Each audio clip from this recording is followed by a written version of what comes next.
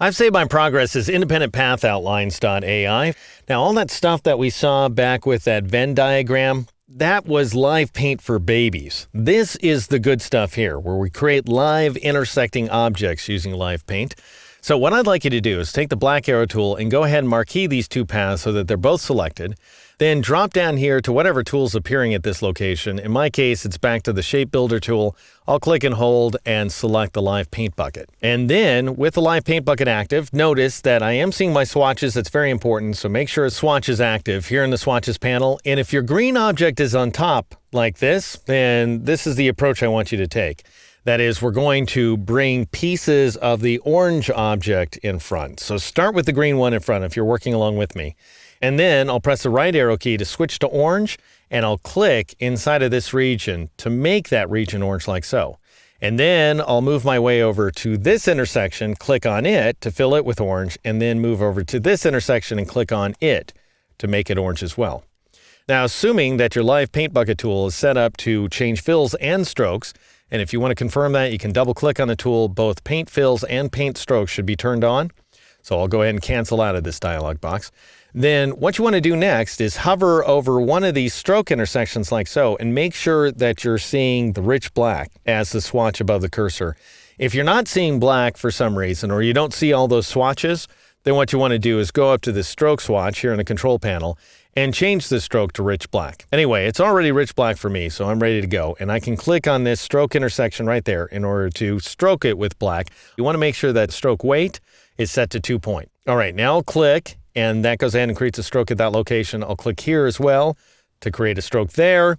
And we want strokes not there. Actually, that's all fine. I want a stroke here and here on this bit of orange path, and I want one here and here as well. And then I'm going to get rid of these little strokelets right here and here, for example, that are getting in the way of my fluid orange circle. And I'll do that using the live selection tool, just for the sake of variety. So I'll switch from the live paint bucket to the live paint selection tool, which you can get, of course, by pressing Shift L if you like. And then I'll click on these path outlines right here. That is these little subpaths. So click on one, shift click on the other, click and shift click on these guys, and click and shift click on these guys as well. And you might be tempted at this point. I'll go and twirl the live paint group open so we can see what's going on. Notice we've got a lot of path outlines now. We've got two paths defining the circle. We've got this exterior path that's defining the outline of the green shape. And then we have all these other paths that are cut out of it.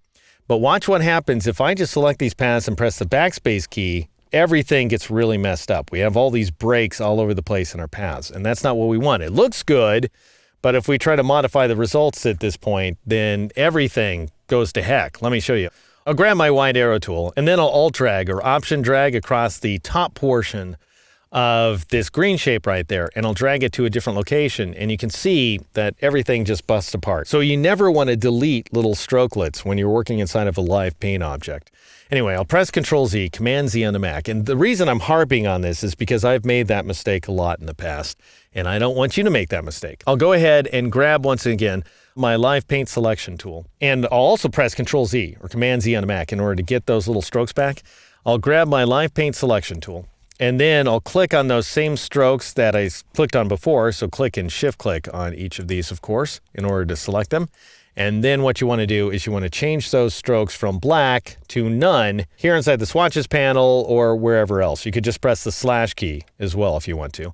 And that'll give you this effect here. And now we still have some cohesiveness where our path outlines are concerned. If I switch back to my wide arrow tool and I Alt drag or Option drag around that same region that I selected before, and I drag this path outline to a different location, I left behind some of these holes down here at the bottom, so that's something of a mistake, but I still have exactly the same interaction of objects that I had before. So everything's working out the way I wanted to.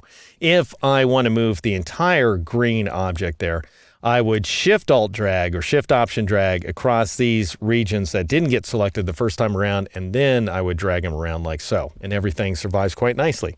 All right, anyway, I'm going to press Control-Z, Command-Z on the Mac in order to undo that change. We've done a beautiful job so far of making sure that this orange object intersects with the green object, so the circle's both in front of and behind the Celtic knot object there. However, what do we do about weaving the Celtic knot into itself. That's a puzzle because if you look at the CelticKnot.ai file, notice that it does go in front of itself at one point and then behind itself, and then it wraps around in front of the circle and then in back of the circle, in front of itself and back of itself, in front of the circle, in back of the circle, and so on.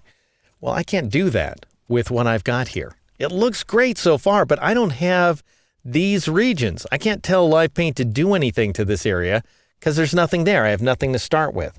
That's the mistake I was telling you about in the previous exercise. That's why I've called this LivePaint number 1. And that's why we're going to go ahead and turn that layer off. Turn primitives back on, grab primitives, make a duplicate by dragging it onto the page icon, dropping it there, and then turn off your original primitives layer once again so that you don't mess it up. Double click on primitives copy. Let's call this guy LivePaint number 2 this time around. Change its color to something like gold. It's one of my favorites. Click OK. And this time around, we're going to take a much better approach that's going to give us those areas of intersection. It's not obvious that that's what we needed to do before, but it's obvious now, and I'll show you exactly how that works in the next exercise.